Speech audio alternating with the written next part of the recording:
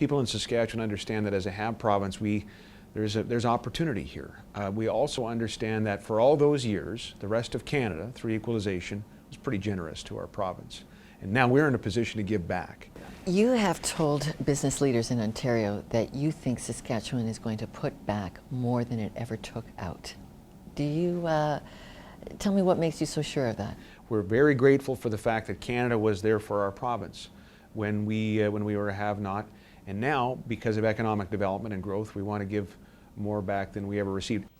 And that includes being Canada's only province to finance research into a controversial treatment for multiple sclerosis. We've simply said, look, as a province where the incidence of MS is so high, as a province that has some economic opportunity and some resource revenue coming in, why wouldn't we lead in asking some questions for people who are spending a lot of their money and investing their hopes and dreams in faraway places? Summer 2010, you got a phone call that Canada's largest corporate takeover was aimed at Saskatchewan's potash. What kind of emotions did that strike in you? That's a great question. I think it's just after you've looked at the issue from every possible angle, and we did, and after you've done the due diligence that we could do, and we did, and after you've engaged the conference board to give you some numbers on the financial impact, and they did, all of that leads you to a conclusion that's, we thought, undeniable. And it's undeniable the Premier has a fierce protectionism. Saskatchewan is a special place of boundless potential. Our people are constantly striving for something greater, something better. The belief of a greater future is at the core of Saskatchewan's identity. As for the Premier's own personal context, well, that comes down to religion and politics. You were raised in a politically active home, but it was also a Christian home. But there came a time you decided this faith issue was a question you were going to grapple with. Why did you decide to become a Christian? Well, you know, very much a part of it was my upbringing, my home life. You know, we church on Sundays, Wednesdays, and Fridays, especially when you have a great preacher. And let me say, the late Bob Reeser is in that category, and maybe his wife will see this, and I would want that on the record.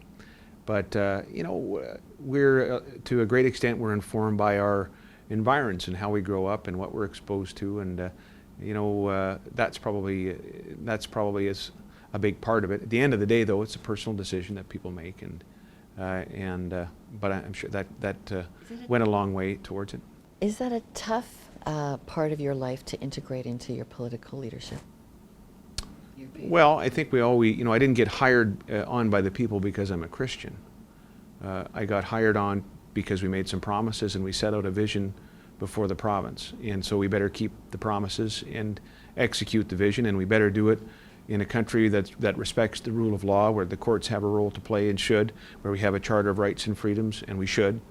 And so, you know, I hope it would impact on all of us, whether people have a particular faith or not.